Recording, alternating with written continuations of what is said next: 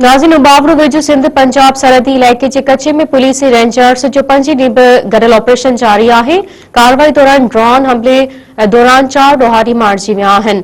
तफ़सील वधीक मालूम कई था गुलाम कंबर बुहड़ खान। जी गुलाम कंबर जी तफ़सील आहिनि जेको आहे मुरीशा वारे इलाइक़े में जेको आहे 4 ॾींहं अॻु जेको आहे 5 ॾींहं अॻु जेको आहे बस खां मुसाफ़िर फुर अगवा करण वारे मामले खां पोइ जेको आहे सिंध पंजाब जी पुलिस जेको आहे विजिल ऑपरेशन जेको आहे सिंध सरहदी इलाइक़े कचे वारे इलाइक़े में रेंजर्स जो विजिल ऑपरेशन 5 ॾींहं बि जारी आहे। ड्रोन हमले दौरान वधीक 4 ॾोहारी मारिजी विया। मारिजी वियल ॾोहारियुनि में ज़फ़र जमील गनी गुपांग ज़फ़र उमरानी ऐं बहादुर उमरानी शामिल आहिनि। पुलिस मूजिबि 5 ॾींहं जारी रहंदड़ ऑपरेशन दौरान मजमूई तौर 3 ख़तरनाक ॾोहारी मारिजी चुका आहिनि। मारिजी वियल ॾोहारियुनि मां बदनाम ज़माना ज़हरी जंबील गमनी गुपांग बहादुर उमरानी शामिल आहिनि। मारिजी वियल ॾोहारियुनि ते पंजाब हुकूमत तरफ़ां ज़िंदा या मुर्दा इनाम 50 लख रुपया मुक़ररु थियल हुयो। ऑपरेशन दौरान ॾोहारियुनि जूं केतिरियूं ई जेके टिकाणा आहिनि उहे तबाह कया विया आहिनि ऐं उन्हनि जे जेके गांव आहिनि उहे उन्हनि ते पुलिस वेझी वई आहे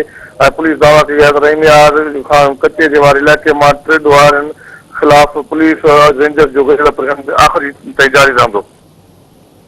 गुलाम कंबर अवां जी महिरबानी।